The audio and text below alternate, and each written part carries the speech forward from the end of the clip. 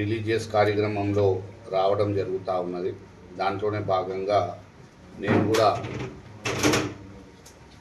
అది ఒక కార్యక్రమం అది మరియు రైతులకు పరామర్శించడానికి ఏదైతే వాహనాల వల్ల పెద్ద ఎత్తున బోధన్ నియోజకవర్గంలో వేలాది ఎకరాల పంట నష్టం ఏదైతే జరిగింది దాని గురించి రైతులతో కలిసి చర్చించి మాట్లాడడానికి ఇక్కడ రావడం జరిగింది.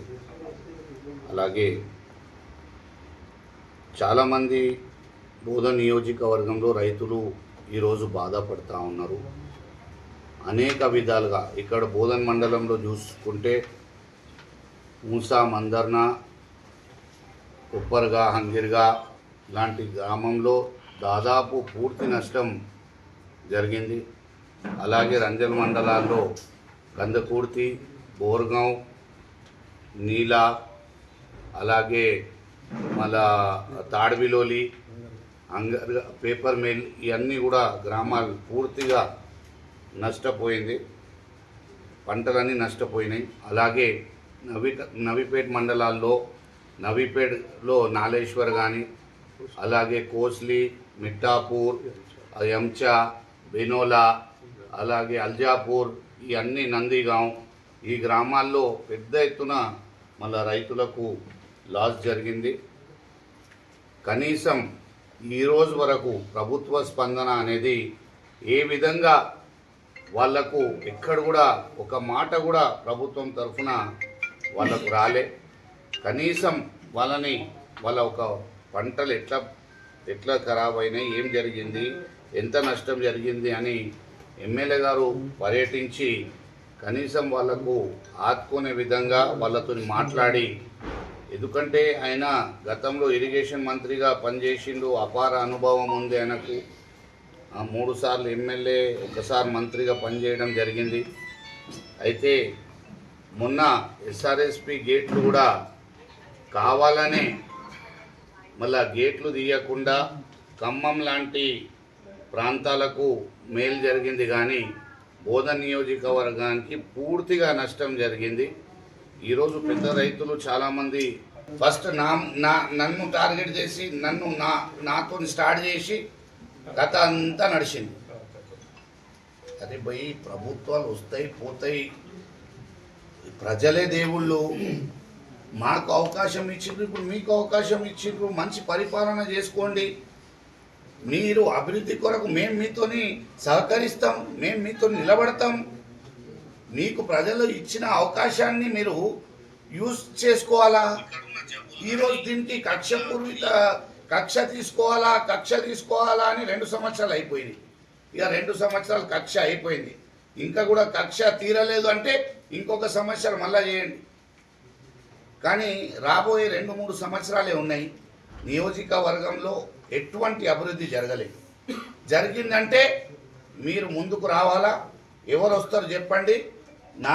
ప్రతి మండలం నుంచి మా మండల అధ్యక్షులు వస్తారు, మీరు కూడా రండి, మాట్లాడదాం. ఎక్కడ అభివృద్ధి జరిగింది మీ యొక్క మండల ప్రెసిడెంట్లకు, మీ యొక్క ఎవరైతే ముఖ్య నాయకులు ఉన్నారో వాళ్ళని పంపండి. మీ ప్రభుత్వం వచ్చిన తర్వాత ఎటువంటి అభివృద్ధి పనులు జరిగినాయి, ఎన్ని ఫండ్స్ తీసుకొచ్చిండ్రు, ఒక వైట్ పేపర్ మీద తీసుకురండి, మాట్లాడదాం. సింపుల్గా నేను ఎవరిని విమర్శించడానికి ప్రెస్ మీట్ పెట్టలే. వాస్తవాలు ఏదైతే జరుగుతూ ఉన్నాయో బోధన్ నియోజకవర్గంలో మీకు 2 సంవత్సరాలు ఏ విధంగా కూడా డిస్టర్బెన్స్ చేయలే. మీకు ప్రజలు గెలిపించిండ్రు, మీరు అభివృద్ధి చేసుకోవాలా, మీరు పని చేయాలా, మీ అవకాశం వచ్చింది. మాకు రెస్ట్ ఇచ్చిండ్రు ప్రజలు, మేము రెస్ట్ తీసుకున్నాం. మీరు వర్క్ చేయాలని మీకు వర్క్ ఇచ్చిండ్రు, మీరు కూడా రెస్ట్ తీసుకుంటున్నారు. అట్లా కాదు కదా అండి. కింద స్థాయిలో అయితే పైసల కోసం మరి బాబు ఎంత పైసలు ఎటువంటి కరప్షన్ జరుగుతుంది ఒకసారి చూడండి. ఎమ్మెల్యే గారు షాదీ ముబారక్ చెక్లలో పైసలు తీసుకుంటా ఉన్నారు విపరీతంగా. సీఎం రిలీఫ్ ఫండ్ ఇవ్వాలంటే పైసలు ఇవ్వమంటా ఉన్నారు. ఇసుక దోపిడీ అయితే జరుగుతూనే ఉన్నది, ప్రెస్ వాళ్ళకు తెలుసు, నియోజకవర్గంలో ప్రతి ఒక్కళ్ళకు తెలుసు. మోరం దోపిడీ, ఇసుక దోపిడీ, మోరం దోపిడీ, ఇసుక దోపిడీ. ఇక ఏది కూడా తగ్గించేది లేదు. మొత్తం దబాకి ఎక్కించింది, దబాకే నడిచింది అందరికి. ఎన్ని బండ్లు పోతున్నాయి, ఏమేమి పోయినాయి అందరు చూసిండ్రు.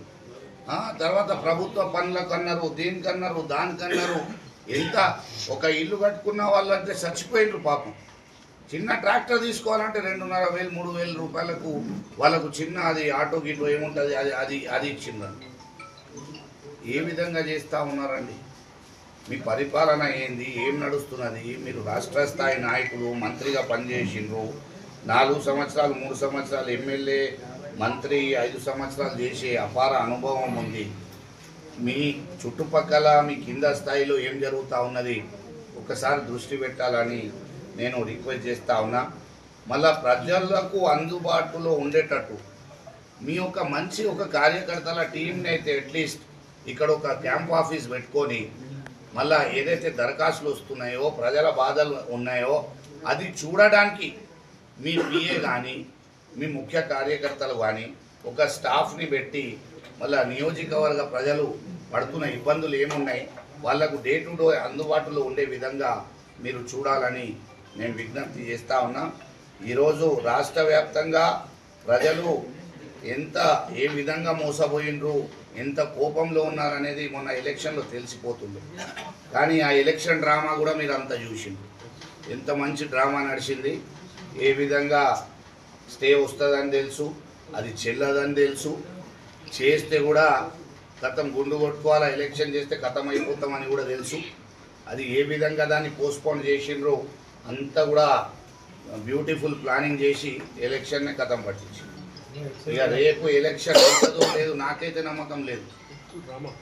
మేమైతే రెడీ ఉన్నాం, ప్రజలైతే ఇట్లా కత్తులు పట్టుకొని ఉన్నారు జుర్రుమని వస్తే ఎలక్షన్ చూద్దామని.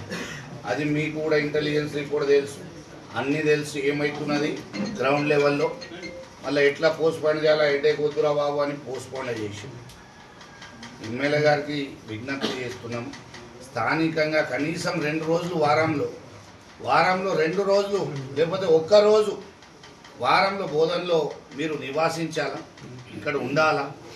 కావాలంటే మీరు మళ్ళా ఆ క్యాంప్ ఆఫీస్ కాకుంటే ఇంకో క్యాంప్ ఆఫీస్ తీసుకొని కనీసం 1 డే అయినా నియోజకవర్గంలో పూర్తి స్థాయిలో మీరు టైం కేటాయిస్తే రైతులు కానీ ప్రజలు కానీ వాళ్ళ బాధలు చెప్పుకుంటారు. కాబట్టి మీరు లోకల్లో అవైలబుల్ లేకుంటే ఎట్లా చెప్పుకుంటారని రాగానే దాడ్ బోడు అంటే ఎట్లా అయితే చెప్పండి. మీరు మనకు పబ్లిక్ గెలిపించిన పబ్లిక్ వాళ్ళతో మర్యాదపూర్వకంగా దగ్గర తీసుకొని మనం వాళ్ళ బాధలు ఏమున్నాయి వాళ్ళని కడుపులో పెట్టుకొని కాపాడుకోవాలా. కానీ ఆడావుడి అంటే మీ కింద స్థాయి వాళ్ళు మీ దగ్గర వచ్చేదాకా వాళ్ళని బెదిరియడం చేయడం, అరే దగ్గర వస్తే నీ సంగతి చూస్తాం రా పోయి ఆ కేసు పెడతాం ఈ కేసు పెడతామని ఎంతవరకు బెదిరిస్తాం చెప్పండి. మీరు హిస్టరీలో ఒక మంచి ఎమ్మెల్యేగా పేరు తెచ్చుకోవాలా. 4 సార్లు మీకు బోధన నియోజకవర్గ ప్రజలు అవకాశం ఇచ్చిండు. ఈ అవకాశం అయితే లాస్ట్ కదా, దేవుడు మీకు ఇచ్చిన అవకాశం. మంచి పేరు తెచ్చుకోండి, మంచిగా ఒక 2-3 ఇయర్స్ సర్వీసెస్ చేయండి. ఉన్న 3 సంవత్సరాలే మంచి సర్వీసెస్ చేయాలని నేను ఆయనకు విజ్ఞప్తి చేస్తూ ఉన్నా. దయచేసి అందరికీ ప్రెస్ మిత్రులకు ధన్యవాదాలు. మీ ఇళ్ళ పనులు అయిపోయినాయా? మీ అందరు కట్టుకున్నారా? కట్టుకునే విధంగా దయచేసి ప్రెస్ మిత్రులకు కొద్దిగా హెల్ప్ చేయాలా. చాలా గరీబ్ ఉన్నారు, చాలా గరీబ్ అంటే ఇక వాళ్ళ ఆర్థిక పరిస్థితి చూసుకుంటే ఏడుపు వస్తుంది. కనీసం ఒక ఇల్లు కట్టుకొనైనా వాళ్ళు దాంట్లో ఉంటారు. మీరు ఎమ్మెల్యే గారు ఆ ప్రెస్ మిత్రులకు ఇల్లు కట్టుకునే విధంగా అన్ని విధాలుగా వాళ్లకు మళ్ళా సౌకర్యాలు కలిగించాలా. అప్రూవల్ చేసి ఫటాఫట్ వాళ్ళు ఇల్లు కట్టించే విధంగా మళ్ళీ మీరు కూడా కొంత పర్సనల్ సాయం కూడా చేయాలని విజ్ఞప్తి చేస్తూ ఉన్నా. ప్రెస్ మిత్రులకు దయచేసి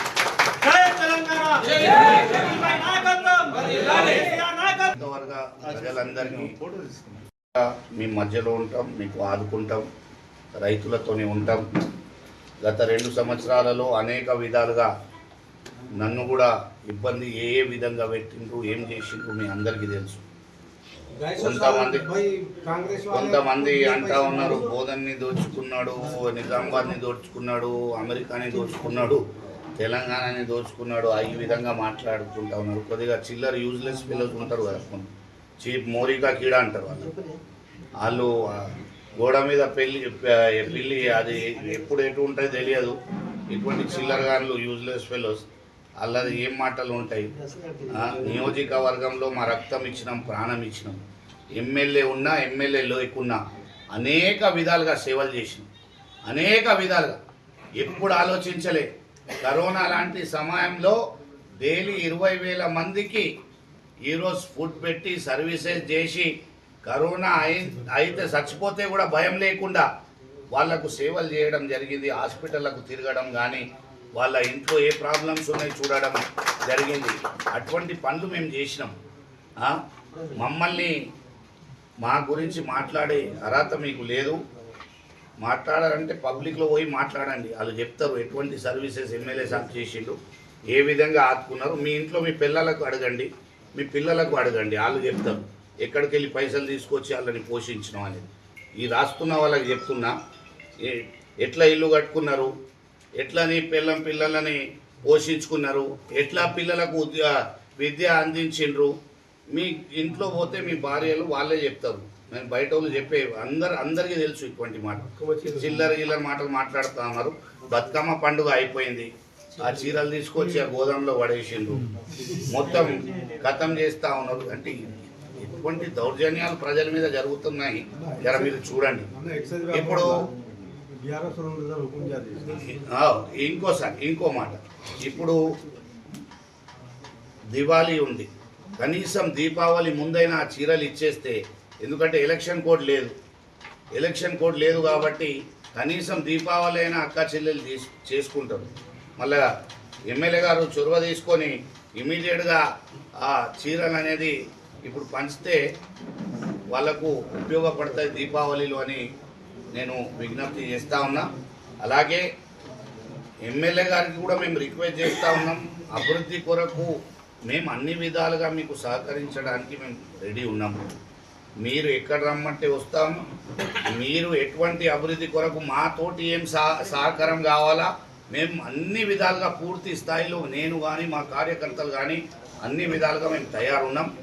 దయచేసి బోధనలో అభివృద్ధి పనులు మొదలు పెట్టాలా, రైతులని ఆదుకోవాలా, అనేక వేరే ప్రాబ్లమ్స్ ఉన్నాయి, అన్నీ కూడా మీరు ఒకసారి సమీక్ష తీసుకొని నియోజకవర్గ రివ్యూ తీసుకొని అన్నీ కూడా వాళ్లకు సాల్వ్ చేసే విధంగా పనిచేయాలని విజ్ఞప్తి చేస్తూ, మళ్ళా ఈ అవకాశం ఇచ్చిన పెద్దలందరికీ ధన్యవాదాలు. అలాగే అంటే మీరు సీఎం రిలీఫ్ ఫండ్ ఇవ్వాలంటే మీ కార్యకర్త సిగ్నేచర్ చేయాలంట.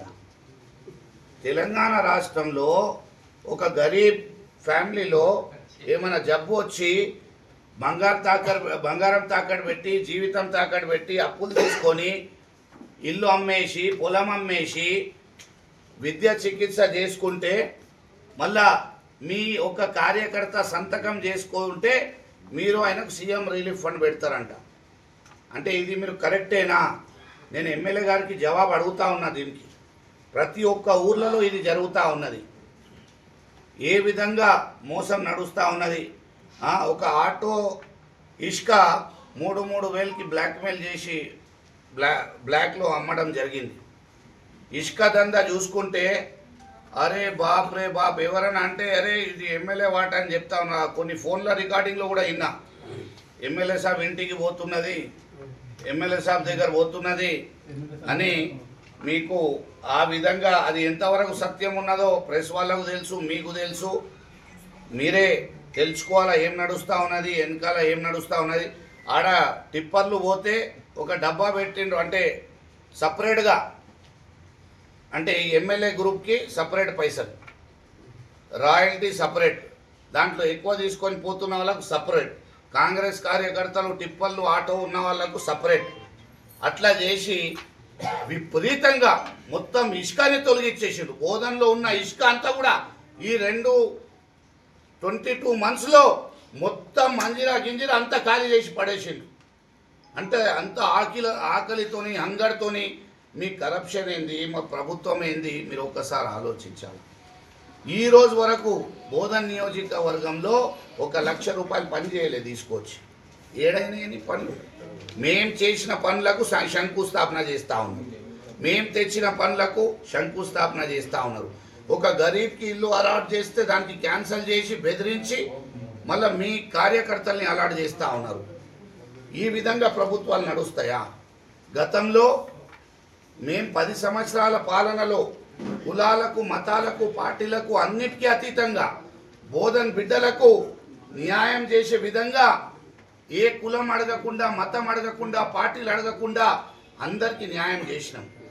ఈరోజు బోధన్ నియోజకవర్గంలో ఒక బాధ వస్తే ఎవరికి చెప్పుకోవాలనే పరిస్థితి ఈరోజు ప్రజలకు లేదు. కనీసం స్పందించే వాళ్ళు లేరు, ఒక ఆఫీస్ లేరు. నేను ఎమ్మెల్యే గారికి తక్షణంగా విజ్ఞప్తి చేస్తా ఉన్నా, మీరు ముందు ఇక్కడ ఆఫీస్ ఏర్పాటు చేయాలి. ఆఫీస్ ఏర్పాటు చేసి మళ్ళా మీరు ఏ గ్రామానికి వెళ్ళినా పోలీసు వాళ్ళ దౌర్జన్యం, పబ్లిక్ని నెట్టేయడం, మాట్లాడకుండా ఈరోజు మీరు మొన్న ఊసా మందర్న పర్యటించినప్పుడు ఒక మిలిటరీగా మీ పక్కన పోలీసుని పెట్టుకొని ఎవరి దగ్గరికి వచ్చినా మాట్లాడితే కూడా వాళ్ళకు నూకడం. ఏందండి అది? ఏం పరిస్థితి? ఏం అవసరం ఉన్నది? అరే మీరు పోయి ముఖాముఖిగా ప్రజల సమస్యలు ఏమున్నాయి మాట్లాడండి దయచేసి. తర్వాత పాత బకాయిలు పనిచేసిన వాళ్ళకు మేము బిల్ ఇయ్యం. మీరు ఆ గవర్నమెంట్లో పనిచేసిండ్రు కదా, మేము బిల్ ఇయ్యం. మళ్ళా నాకు ఇంకో చాలా బాధాకరమైన విషయం ఏంటంటే, ఎమ్మెల్యే గారు ఒక మనిషికి అన్నారు అంట, ఎర్రవల్లి ఫామ్ హౌస్ తీసుకురా బిల్ అని. అరే మీరు ఇంత పెద్ద మనిషి ఉన్నారు, మీరు అంత సీనియర్ ఉన్నారు, ఇటువంటి మాటలు మాట్లాడితే అంటే ఇప్పుడు నెక్స్ట్ మా ప్రభుత్వం వచ్చినప్పుడు మీ కార్యకర్తలు, మీ కాంట్రాక్టర్లు ఎవరైతే పని చేస్తున్నారో వాళ్ళు పోయి ఢిల్లీకి పోయి రాహుల్ గాంధీ దగ్గర బిల్ తీసుకురావాలన్నా? ఏందండి అటువంటి మాటలు?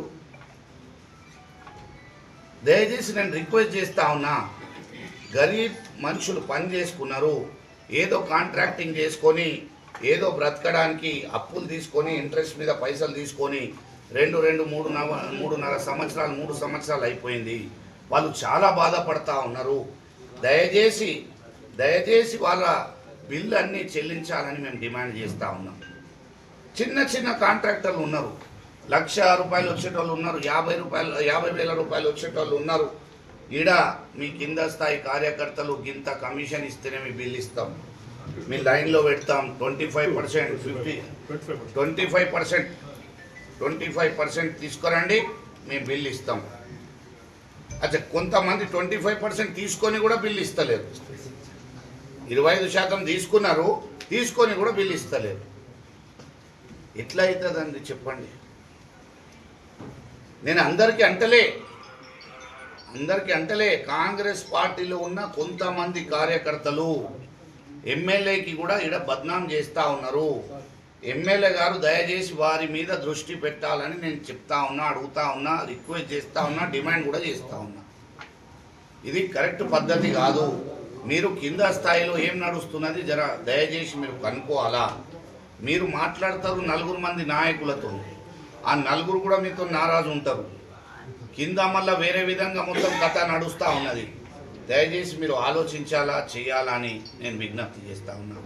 బోధన్ మున్సిపాలిటీలో చూసుకుంటే అనేక విధాలుగా ఇబ్బందులు ఉన్నాయి.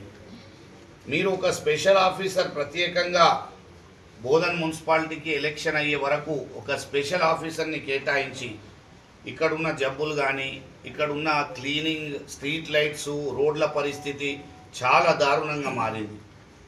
గవర్నమెంట్ హాస్పిటల్లో విపరీతంగా ఇక్కడ డెలివరీకి పోతే అరే కైకు ఇస్తే బచ్చే పైదా కర్రే అంటున్నారు. ఏందండి ఇది? ఏంది ఇటువంటి మాటలు మాట్లాడితే? గవర్నమెంట్ హాస్పిటల్ में डिलीवरी करने गए तो बच्चे कई को पैदा कर रहे थे అంటే వాట్ నాన్సెన్స్ ఇస్ దిస్ చెప్పండి. ఒక డాక్టర్ లేడు, ఒక్కటి కూడా. ఆ హాస్పిటల్ పరిస్థితి చూసుకుంటే ఎంత దారుణంగా ఉంది. ఒకసారి మళ్ళీ మీరే ఒక మీటింగ్ తీసుకోవాలని నేను విజ్ఞప్తి చేస్తా ఉన్నాను. అనేక సార్లు మేము ఎమ్మెల్యే ఉన్నప్పుడు 2 monthsకి ఒకసారైనా మేము గవర్నమెంట్ హాస్పిటల్లో మీటింగ్స్ తీసుకున్నాం. అనేక విధాలుగా సౌకర్యాలు కలిగించాలని అనేక విధాలుగా కష్టపడ్డాం. దయచేసి మీరు కూడా, మేము అందరం నియోజకవర్గం వాళ్ళు కోరుకుంటా ఉన్నాం, మీకు మంత్రి పదవి రావాలి. మీ మంత్రి పదవికి మేము ఎవరు అగేనెస్ట్ కాదు, ఇంకోలు కాదు. మీకు మంత్రి పదవి వస్తే నియోజకవర్గ అభివృద్ధి అవుతుంది అనే ఆలోచన మాకు ఉంది. మీకు ఖచ్చితంగా రావాలని మేము దేవుడిని కూడా కోరుకుంటున్నాం, ప్రార్థిస్తున్నాం. ఇప్పుడు మా ఎమ్మెల్యే గారికి మంత్రి పదవి వస్తే మా నియోజకవర్గ అభివృద్ధి జరుగుతుంది.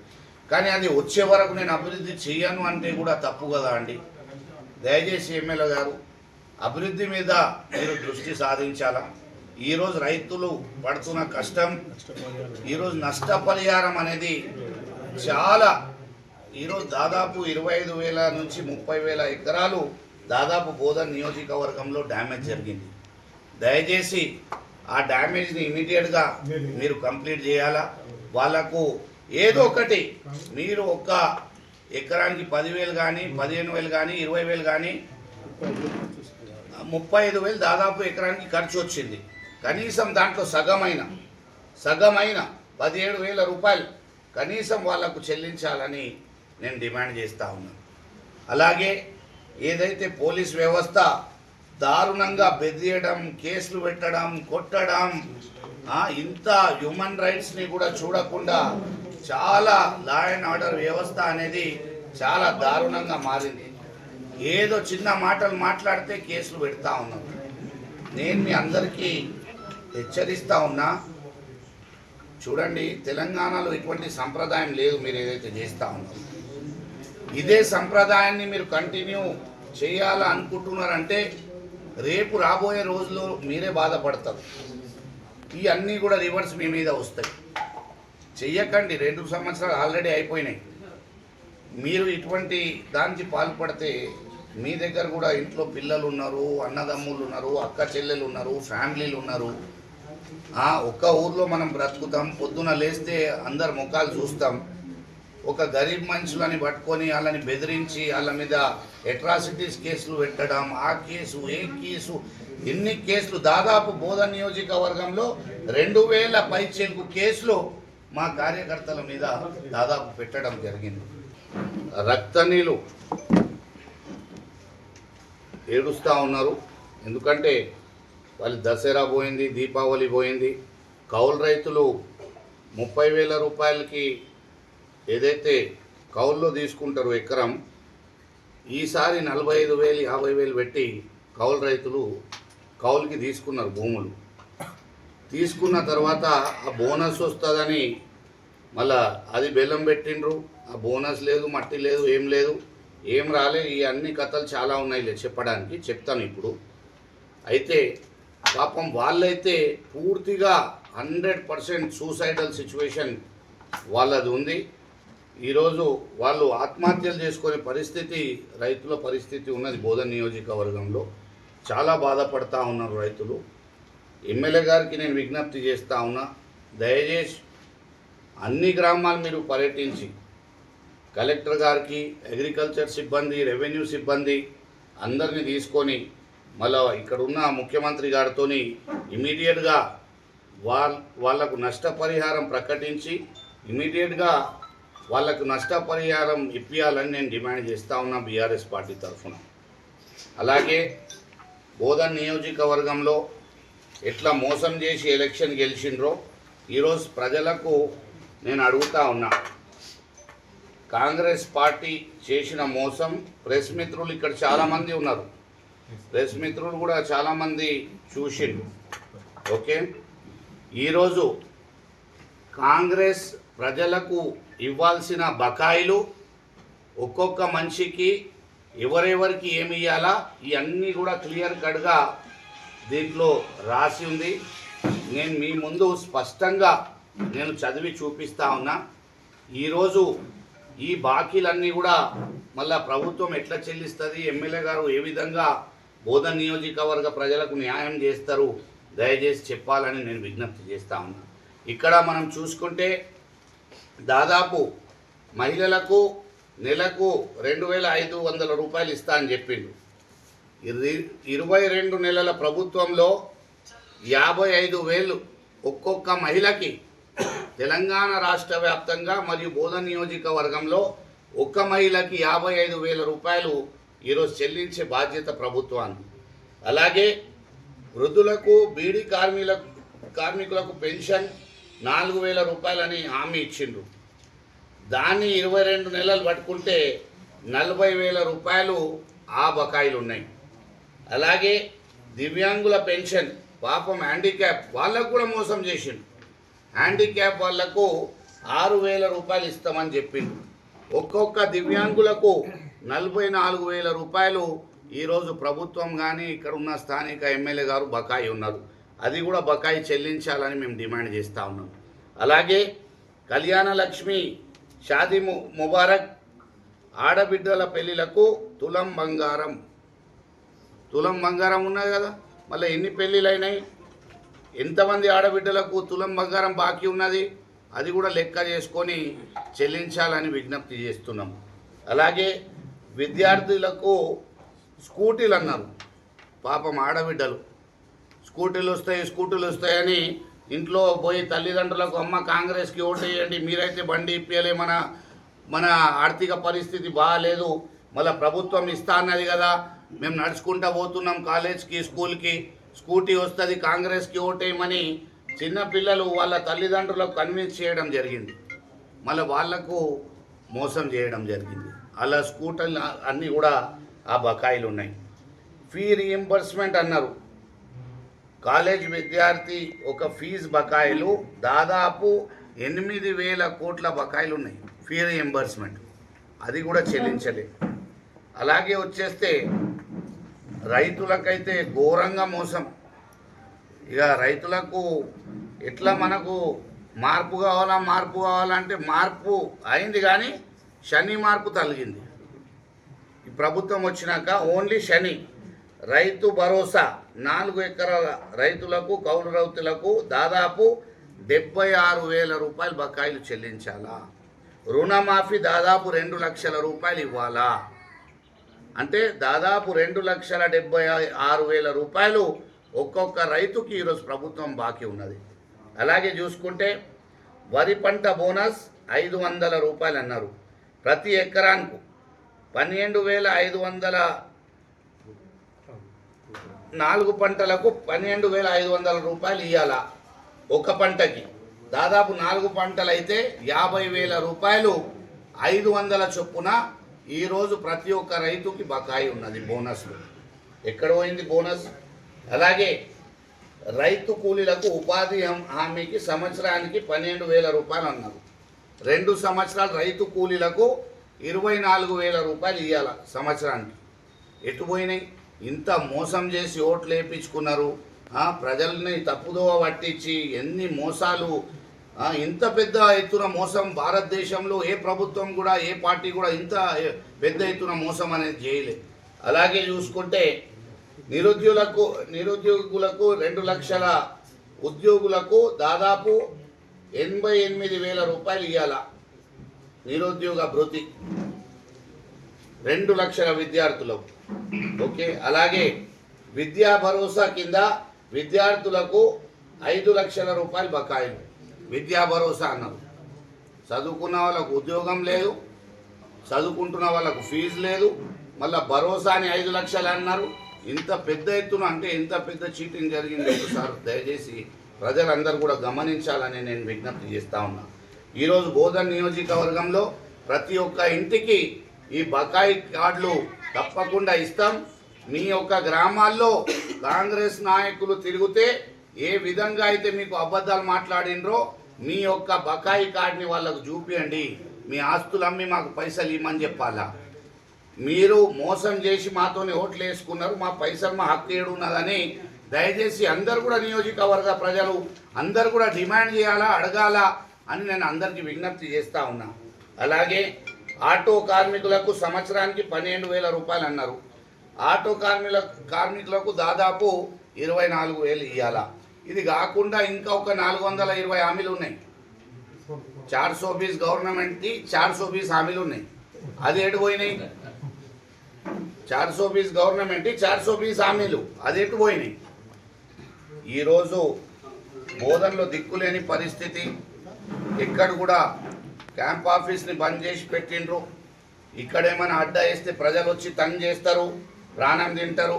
ఇక్కడ ఎందుకు భయ్ అని ఈరోజు ఎవ్వరు కూడా దిక్కులేని పరిస్థితి.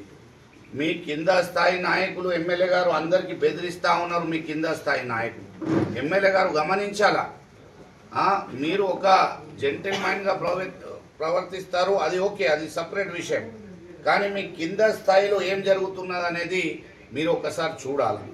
ఈరోజు మా గ్రామాల్లో ప్రతి ఒక్క కార్యకర్త మీద, ఒక గరీబ్ కార్యకర్త మీద కక్షపూర్వకంగా మాట్లాడితే కేసు పెట్టుడు అంటే ఏంది? ఇది మొత్తం కేసుల తెలంగాణ అయిపోయింది. ఇప్పుడు నేను ఈరోజు ప్రెస్ మీట్ పెట్టినా సాయంత్రం వరకు కేసు అవుతుంది నా మీద. అంటే అందరినీ బెదిరియాలా, కేసులు పెట్టాలా, బాధ పెట్టాలా, ఏ విధంగా అయితే మళ్ళా కొంతమందికి ఇక్కడున్న నాయకులు జాగ్రత్త అని వాళ్ళకి హెచ్చరిస్తూ ఉన్నా, బెట్ట మీ సంగతి తెలుస్తాం టైం రాని. మీరు సర్పంచ్ ఎంపీటీస్లకు పోటీ చేసే క్యాండిడేట్లకు ఎట్లా చేస్తావు ఆ పోటీ అని బెదిరిస్తూ ఉన్నారు. కిడ్నాప్ చేస్తారంట.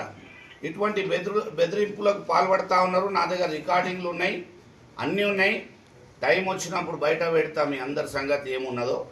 దయచేసి ఎట్లా ఎమ్మెల్యే గారిని కూడా ఇక్కడ ఏ పెద్ద ఎత్తున ఎవరైతే కొంతమంది కింద స్థాయి నాయకులు ఆయనను బద్నాం చేస్తూ ఉన్నారు, ఆయనకు ఒకసారి దృష్టి పెట్టుమని నేను అడుగుతా ఉన్నా. తెలుగులో న్యూస్ కి ఫాస్టెస్ట్ యాప్ ఇప్పుడు టోటలీ న్యూ అవతార్లో జస్ట్ 5 seconds లో కంప్లీట్ న్యూస్. సోషల్ మీడియాలో ట్రెండ్స్ కి one stop solution. Live TV app voice search option తో ఇప్పుడే డౌన్లోడ్ చేయండి లేదా అప్డేట్ అయిపోండి. యాప్ లింక్ డిస్క్రిప్షన్ లో ఉంది.